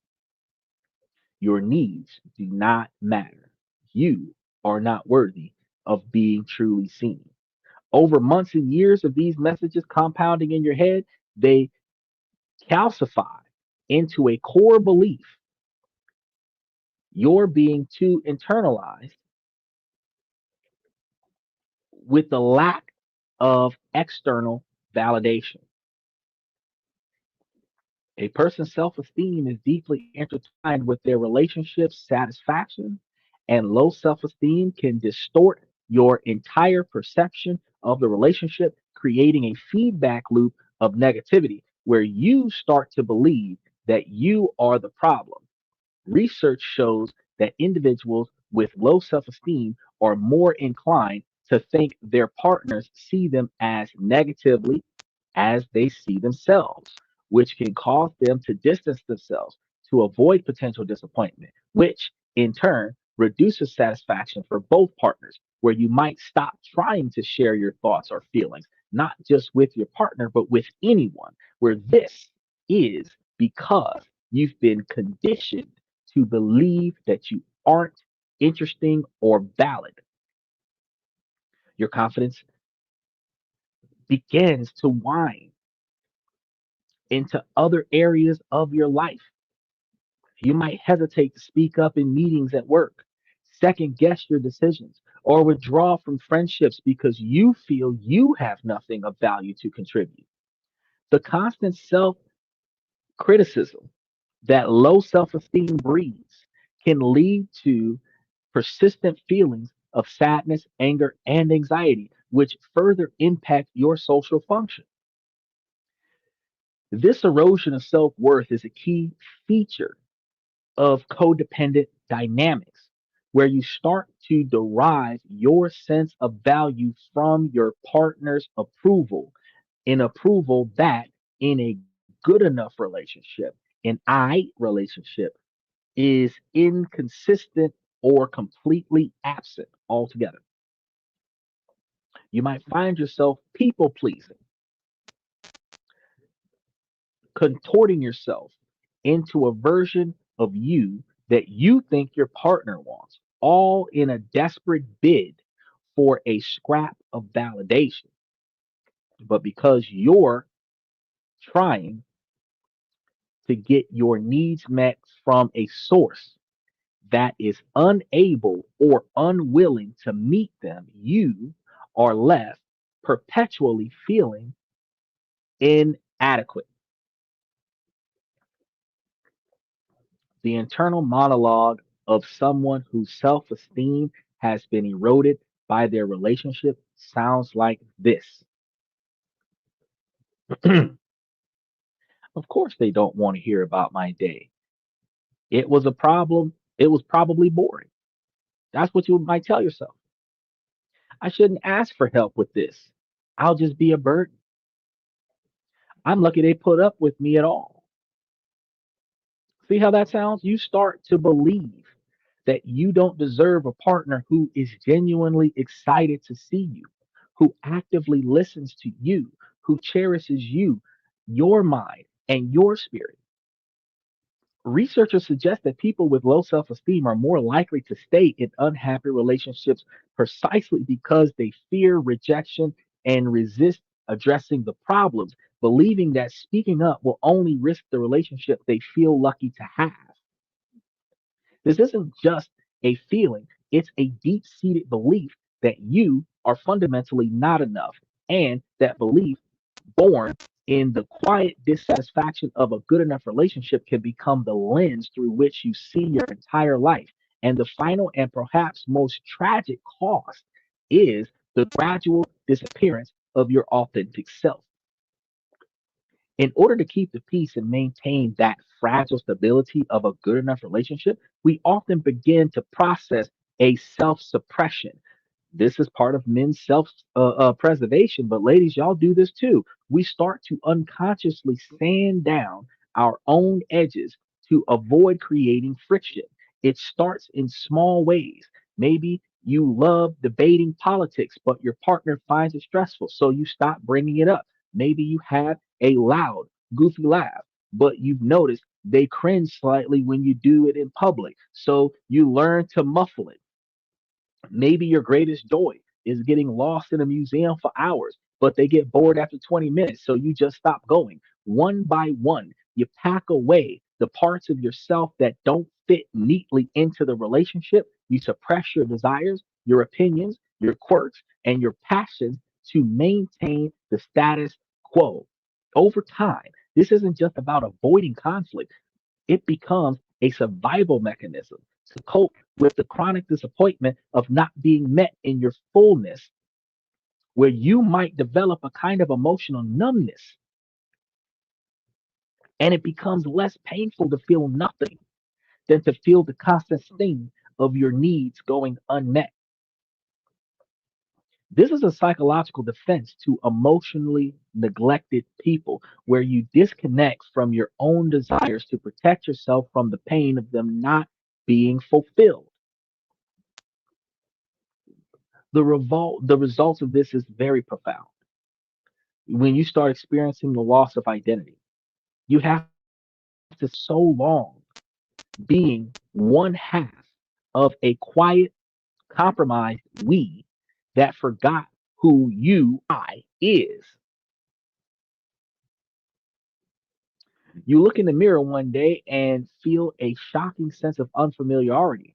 Who is this person who has no strong opinion, no passionate hobbies, no vibrant social circle of their own? The answer is terrifyingly blank. Your entire sense of self has become enmeshed with the relationship, a relationship that doesn't actually nourish or reflect your true identity. This diminished sense of personal identity is the hallmark of being stuck in an emotionally draining cycle. This loss of self is the ultimate price of settling. And when we're talking about settling, we're not talking about settling for less of a person. We're talking about settling in a less satisfactory relationship where you don't just lose out on a better relationship, you lose yourself. You trade your authentic, vibrant, complicated, and beautiful self for a state of peaceful, empty comfort. You become a ghost in your own life, haunting the hallways of a relationship that provides shelter but no warmth. And the quiet tragedy is that you may not even realize it's happening until you're so far from the person you used to be or the person you were meant to become that you can't remember the way back. The journey to reclaim that self begins with turning inward. So if I'm describing something that is hitting close to home, if you guys recognize yourselves in the hypervigilance, the eroding self worth, or the loss of your own identity, I want you guys to take a deep breath and know that this is not a personal failing. It's the understandable human response to a deeply painful situation. And most importantly, you are not stuck. Stephen says, I couldn't imagine living like that. Not very many people do because this is a common thing that happens. And the weird part about it is that not too many people really understand when it happens. They're not intentionally doing this. And usually in a lot of relationships that end in that 50% of divorce, it happened. They blamed the other person. They started making bad choices, like finding fulfillment outside of their relationship, which led to affairs, which led to children outside of the relationship or whatever, and led to divorce. Some didn't end in divorce. Some had a relationship outside of the marriage for 5 or 10 years. And then when something changed in the relationship and the fulfillment came back to the marriage, they broke up with the side chick or the side husband.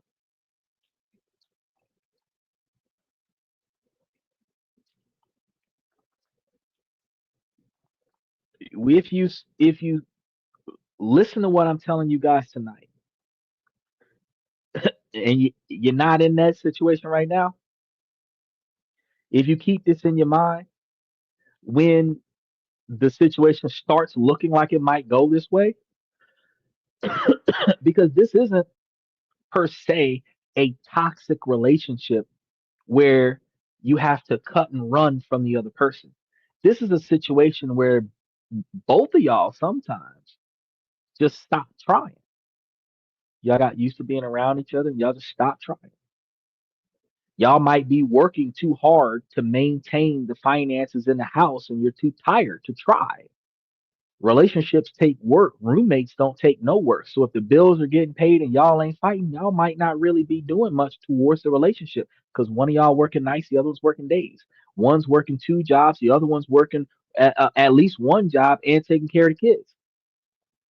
Y'all might be too busy keeping the house together, keeping the situation in order to have enough time to work on the actual relationship itself. So while you, Stephen, could not imagine living like this on purpose, if you don't watch out, you could wake up one day and realize, shit, I'm in exactly that type of relationship.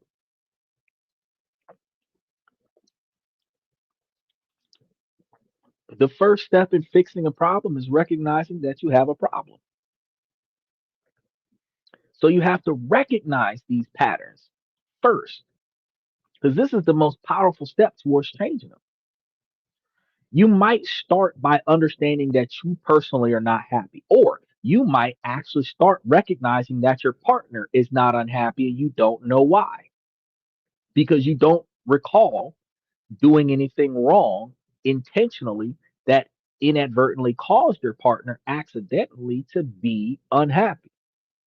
Once somebody recognizes that the lack of happiness, the lack of satisfaction exists in the relationship between one or both parties, and that person proactively puts forth the effort to start trying to do a group discussion to figure out how do we fix this, because you can't fix it on your own.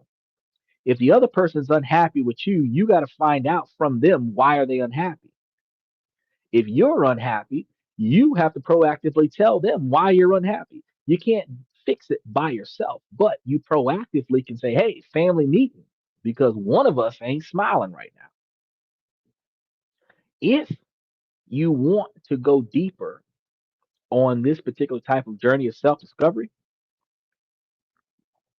you guys can start looking into, because I'm going to put some of the stuff into the membership, uh, a entire guide to self journaling, but with prompts that you use to designate how you reconnect with your partner, true needs and desires that you guys can develop. You'll be able to go through a lot of the questions that I'm going to have for you, which, if you use these, can address the hidden costs that resonate within you and negatively impacts your relationship the most. First, you have to identify with yourself, is it a chronic anxiety, the hit to your self esteem, or the feeling of losing your authentic self? You guys got to really identify with that before you start recognizing which direction you want to go with it. Make sure that you guys share your experiences in the comments if you guys are recognizing some of the same. Now, you might be surprised how many people feel the same way.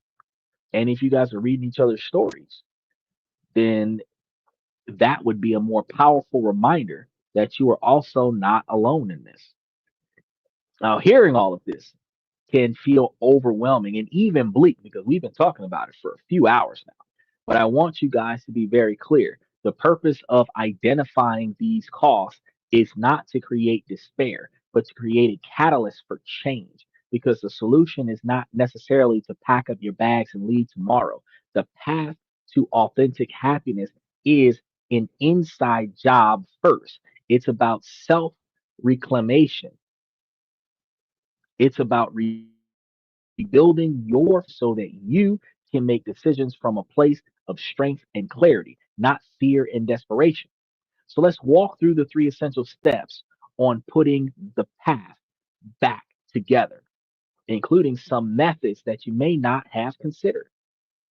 Before you could be honest with a partner, you must be radically honest with yourself. For a long time, you have likely been pushing your own feelings down, suppressing them, repressing them, telling yourself you're being dramatic, or, oh, look at that, y'all. It's telling me that the battery is low. Or you're minimizing your own needs. This step is about stopping that feeling. So it's about creating a safe space for your own truth to emerge without judgment. Now, real quick before I go further, I want to make sure that we connect the other microphone here, because we've got one that's about to go down.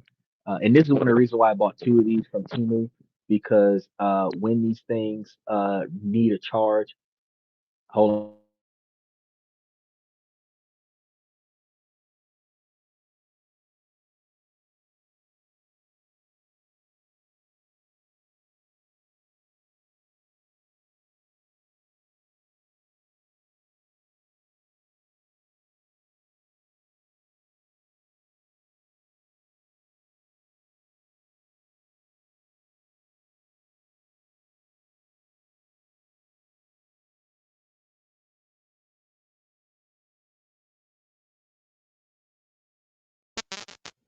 I had to disconnect that one and reconnect this one. Uh, because that takes like 30 to 45 minutes to charge. So I bought two of them because I be working throughout the day, and then at some point it's gonna go down. This is the first time one of them reached a low battery while I was in the middle of using it, and that's the reason why I bought two of them. They're like $23 a piece from Temu. So for like 46 bucks, I've got two sets of wireless headsets that'll allow me to run all of the stuff that I need to run. So I always try my best to keep myself prepared, but you can't prepare for everything. You can only prepare for the things that you've experienced in the past, and you can only prepare for the projections in the future. So knowing that the difference between having something that's readily plugged into the laptop, knowing that something that's running on batteries, the battery will die eventually. Buying two of them allows me to have a backup in case the battery dies in the middle of me doing something important. Because otherwise, I'd have to roll out those big old headphones from before and we try to make it work. So let's go ahead and get back into it. So again, recognizing what the problem is and then taking proactive action to solve it, almost in line with what we're talking about today. Now, the most powerful tool for journalizing your scenario, I'm going to be real with you. You got to get you something that is pretty thick. You could actually start by using one of those composition notebooks from Walmart for like 99 cents. But if you really wanted to do the trick, you want to get you something that you can like document this and keep it in a secluded location, probably under a lock and key. One of the reasons why I say that is because your deepest, darkest thoughts, as you work through your self rectification, might feel threatening to a partner that doesn't know what the fuck's going on. So if you're going to be fully transparent, which I encourage the transparency, if you're going to be fully transparent, you explain to your partner first and foremost that there is a problem in a relationship and you're going to start working on your half by documenting your thoughts and your feelings. And that's not nothing against your partner. And then knowing that your partner might come in and dig in this book where they can get it because human beings were secretive. You might have the journal that they know about where they can see it, where you don't say nothing too incriminating. And then the other one that they're not looking for, probably underneath the spare tire in the trunk of the car, where you do all your real writing before you come into the house. I don't know. It depends on what kind of life you live. But this isn't just a dear diary journaling kind of thing. But journaling is going to come with a purpose when you're doing it.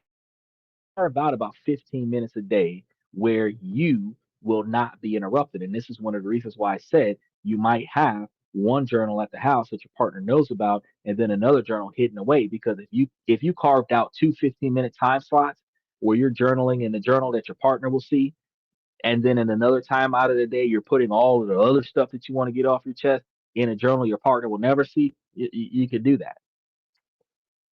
But while you're doing this, you want to ask yourself the hard questions. And you want to let yourself answer freely, especially in the one that your partner's never going to see. And here are some of the prompts. If fear and money were not an issue, what would my ideal life look like?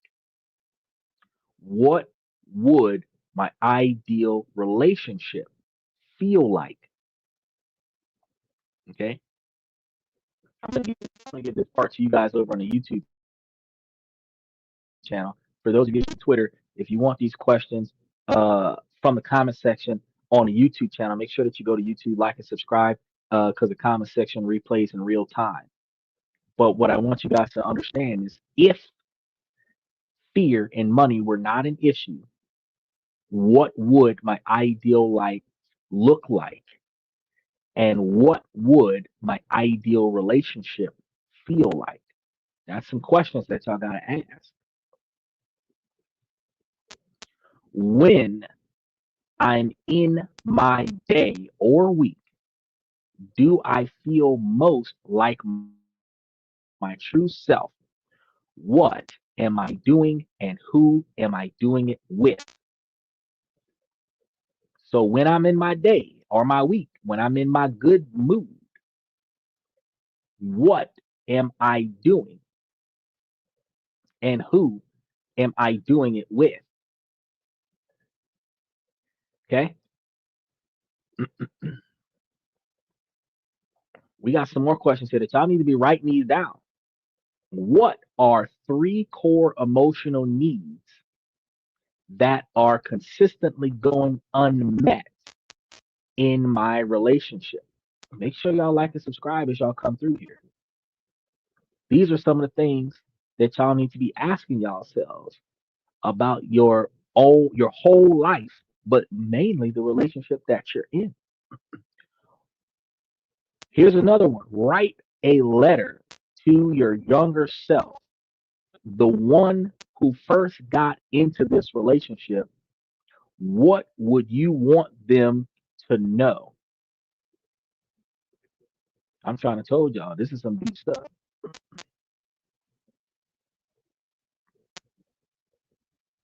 Y'all put this stuff down in the journal and then answer them questions honestly.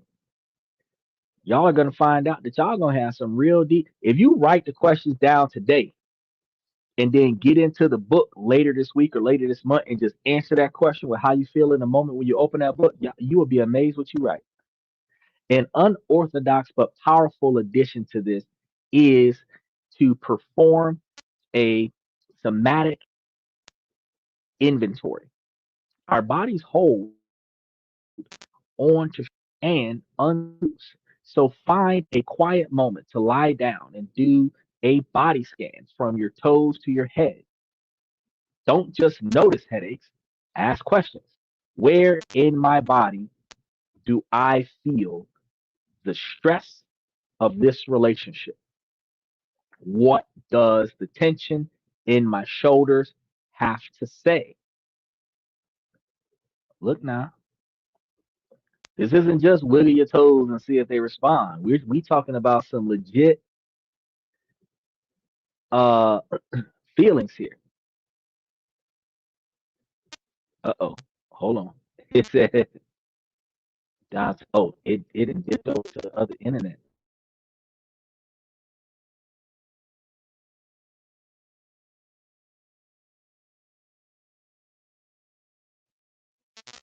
See, I told y'all.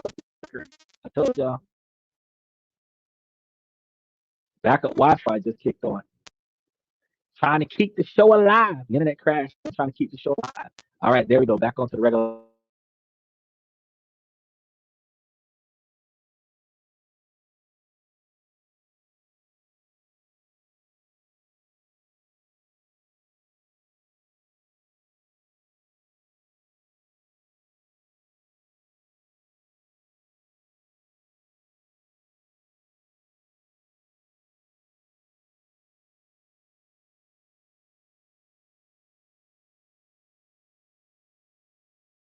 He wanted to work, but there it go though. Now we back. So I had to, just like I told you, it jumped into the backup internet because I got two long-standing internets here. There it is. Those are the questions. Backup plans. This is what we do.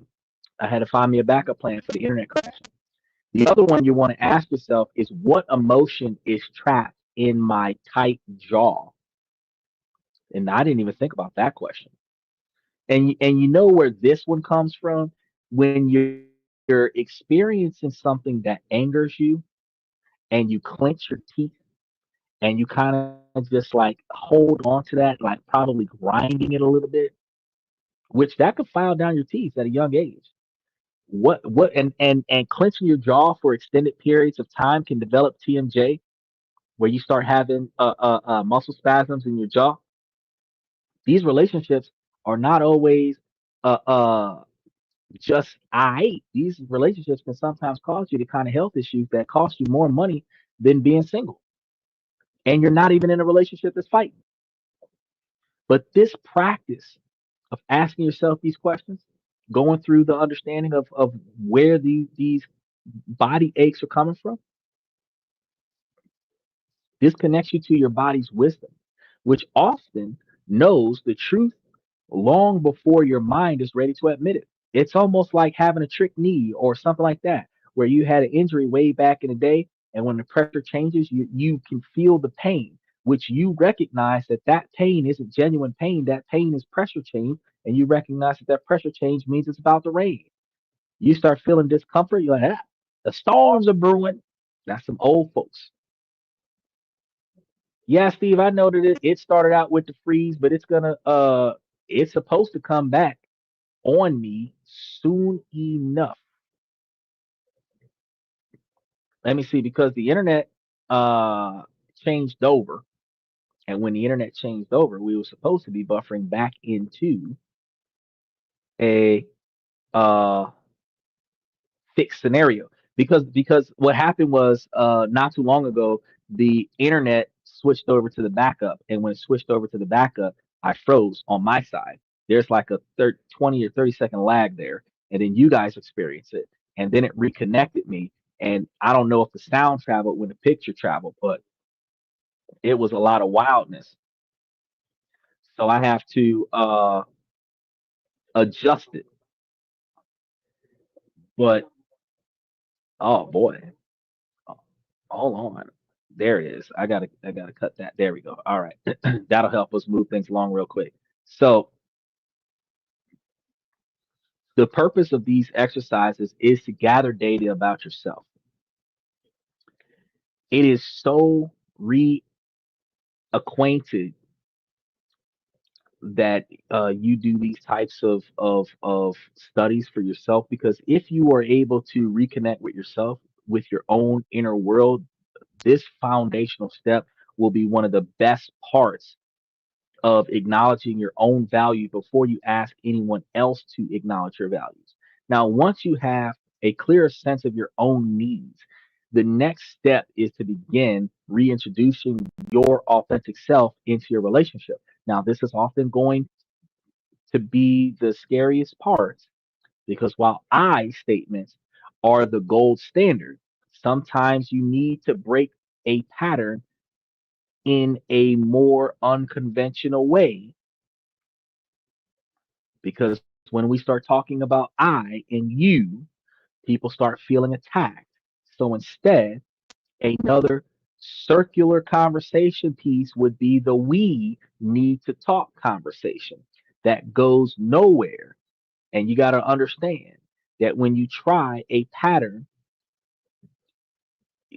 you will not be successful.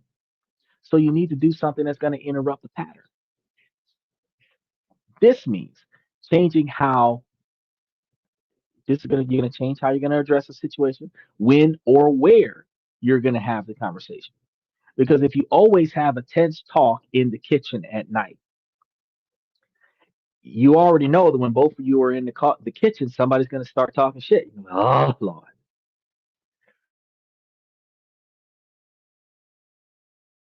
During a walk in the park, a change of scenery can shift the dynamic.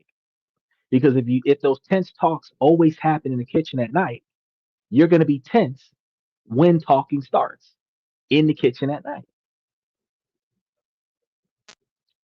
So do it somewhere else. Invite them to a different scenery without explaining to them why. Then while you're in that new scenery, expose them to the talk. Another unorthodox method is to create structure, intentional time for connections that feels different from the daily grind. Propose a weekly State of the Union style discussion. And it may sound businesslike, but planning for this type of conversation can be incredibly intimate. This isn't for logistics, it's for each person to answer three questions. What felt good between us this week? What was challenging for me this week? And what is one thing I need from you next week? This ain't a bitch fest. This ain't belittling or devaluing or degrading your partner. This is you recognizing who you are, what you want to accomplish, and what you want to accomplish with your partner. This creates a safe space, predictable container for honesty. And if both of you are doing the same thing, no one feels left out. The primary goal is to practice speaking your truth in a new way and to observe your partner's response. Their reaction is crucial data. Are they willing to try something new? Some aren't. Their response will tell you a lot about the potential for growth in this relationship. Each small, honest interaction, especially ones that breaks old, tired scripts, builds your confidence and begins to change the dynamic between you. Step number three is going to be reclaiming your identity with a weirdness manifesto. Now, this is going to be some unorthodox shit right here, but this final step is perhaps the most crucial for long term happiness. It is about actively rebuilding a life that is wholly your own. A significant reason the good enough relationship feels so suffocating is that we often allow it to become entirely our world instead of just reconnecting with interests. I want you to try something more radical, writing a weirdness manifesto. Think about all the unique quirks, passions, and eccentricities that you've suppressed to keep the peace. What makes you wonderfully weird? Do you love old black and white movies? Are you obsessed with bird watching? Do you want to learn how to read tarot cards? Write it all down in a manifesto that celebrates your unique self. Then commit to acting on one of them from your manifesto each week. This could be the weirdo bucket list for all I care, but this is not about punishing your partner. It's about becoming more whole, interesting, and resilient of a person for yourself. And if you've proactively had your State of the Union meeting with your partner and you've mentioned this manifesto, you have made a list of weirdos that your partner should have compromised, or not even compromised, but collaborated with and made another list of weirdos. I don't know how many of y'all got Netflix where y'all watch that anime called 100 it was like 100 zombies or something like that, 100 days to live or something like that. It was a zombie movie, but they actually turned it into a live action movie. The movie was about a guy who worked himself in, like, basically turned his lifestyle into just work, and the zombie apocalypse gave him a new lease on life, where he started making a to-do list, 100 things to do before I die or something like that, right? And if he didn't get taken out by zombies, he was going to complete this whole list no matter what. Even if completing this list would cause him to turn into a zombie, he was going to do everything on this list. I mentioned that because when he told the people that he was traveling with, the people that were surviving with him, because it started out with him, then it went with his best friend, then they saved this girl, and now it's the three of them. And everybody in the group started adding things to do on the list. So it went from just being his list of 100 plus things to do before I die to being their list of 100 plus things to do before I die. And they all completed tasks on the list together. If you create yourself a phenomenally structured weirdo list, you add all the things that make you weird, and then you go find out from your partner all the things that make them weird, because you're not the only person that may have suppressed yourself in this mundane relationship. Your partner could have done the exact same thing for the sake of you, thinking that your retraction in the relationship was the lack of satisfaction in them, when in fact your retraction in the relationship was the lack of self identification of yourself, which had nothing to do with it.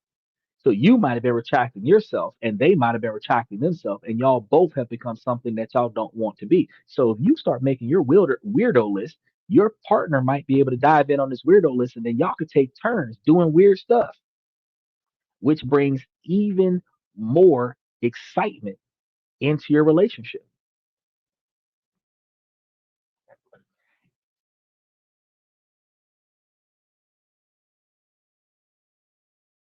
If for your partner, if your partner joins in on it, and when you have sources of fulfillment, your self-esteem improves. When you have a support group towards your self-fulfillment, your self-improvement improves even more. So you take immense pressure off your partnership. And most importantly, you reduce the fear of being alone. Because when you are actively building a life that you love, a life filled with passion and purpose, the thought of your romantic relationship ending becomes less terrifying because they're either going to get on board or they're going to get lost. You know that while it would be painful, you would still have a rich and meaningful life to stand on because you're still trying to fulfill your weird list. You are no longer clinging to a raft in the middle of the ocean. You are learning to swim on your own.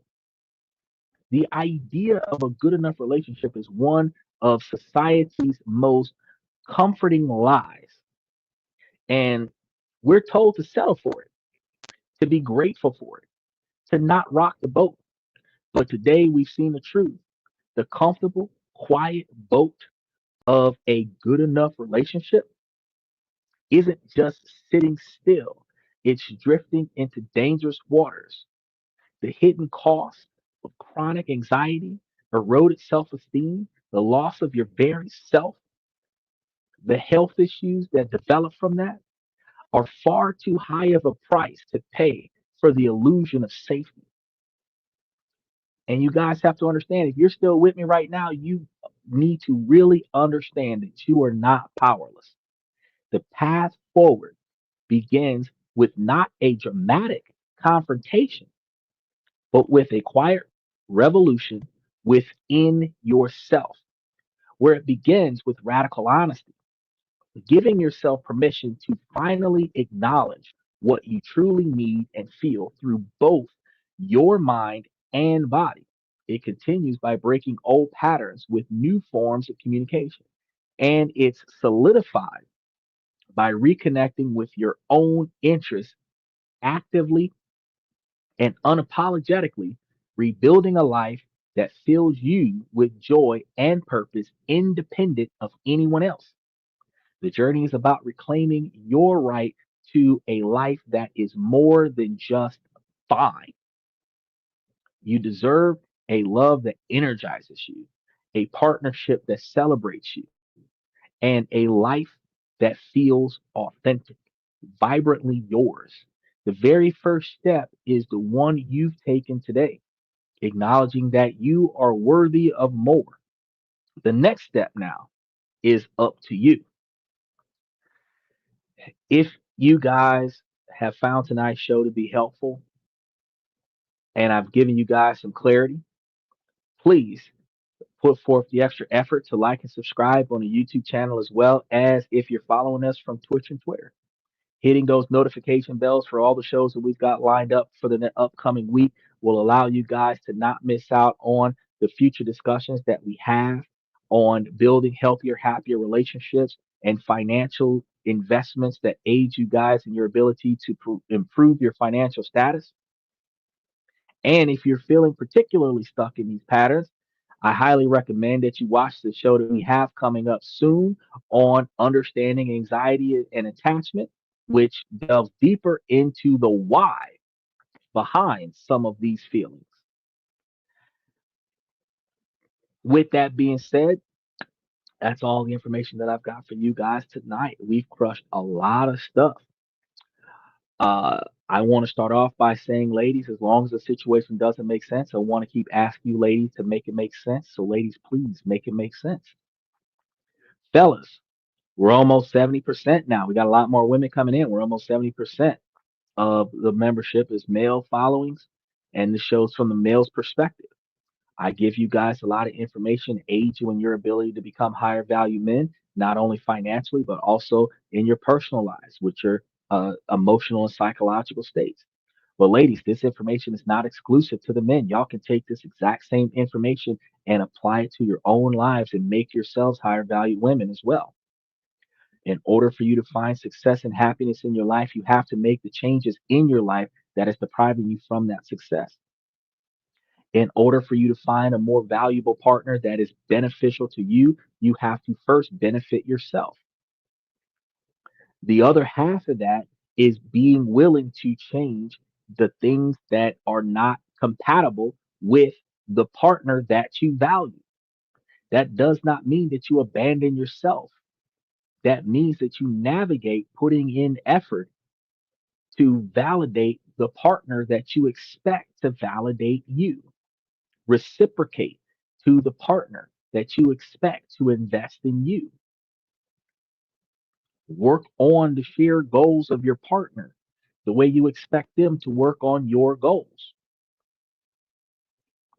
Your design in a relationship, when you decide to be in a relationship, should be a lifelong partnership where you two are working together for the happiness and the building of memories that are supposed to be happy memories of a life worth reminiscing,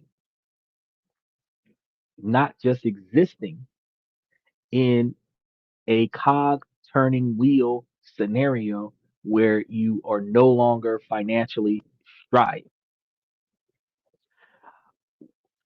Beyond that, I want to make sure that you guys come back tomorrow because tomorrow we got Saturday, we got more stuff to talk about. We got a show every night of the week, and we talk about something different every night of the week.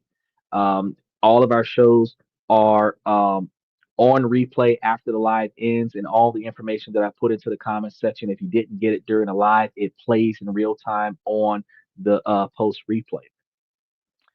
We talk about money on Monday, Tuesday, and Wednesday. Wednesday, we talk about different countries. Tuesday, we talk about ways to either make or invest money. And Mondays, we talk about how politics and government and world trade negatively impacts our ability to make, save, and invest money.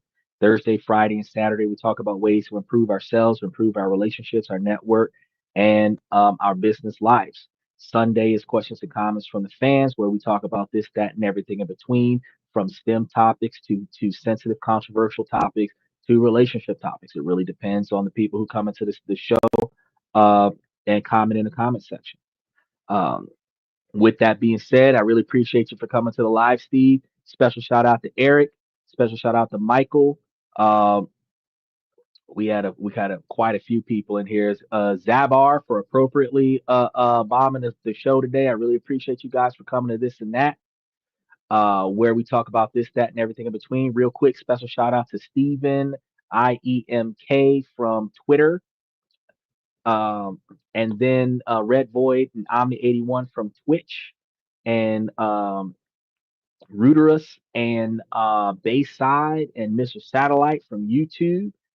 Carl, special. I want to give a special shout out to Carl because his family's going through some tough times right now with an operation in the family. So I want to let him know that prayers are with him until he comes back and lets us know that everything is improved.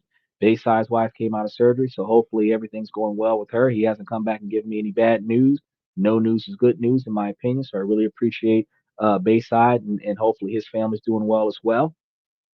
I actually do care about the people that come to my podcast. So, if you guys pray, keep your prayers open for those families that are recovering right now.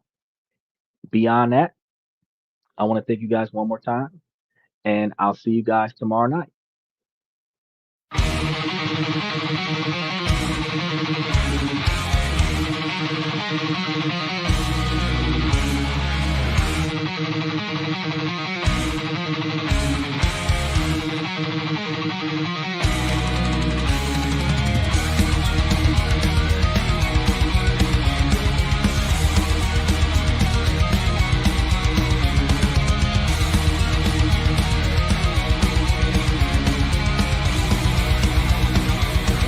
Higher ground!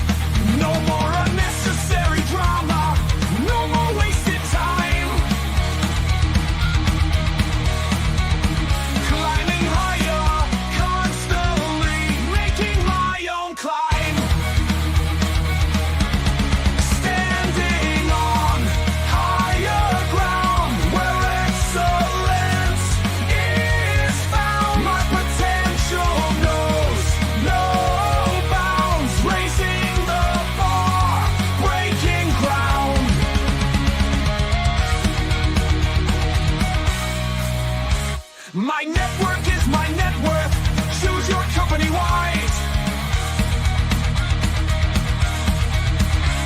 Surround yourself with eagles, not with sheep in disguise. Every interaction is a reflection of my brand. Quality over quantity, that's my personal command. I'm not mounted on higher ground where excellence is found. My potential knows no bounds, raising the bar, breaking ground.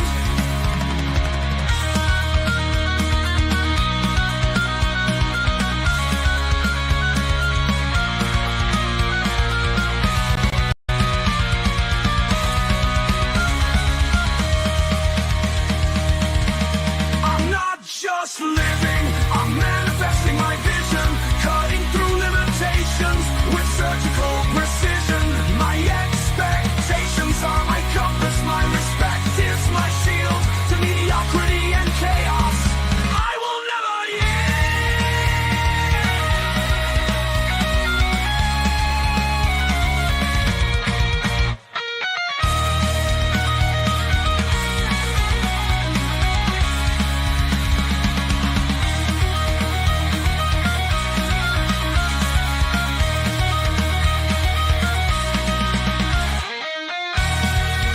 I'm not just living, I'm manifesting my vision, cutting through limitations with surgical precision. My expectations are my compass, my respect is my shield to mediocrity and chaos. I will never yield.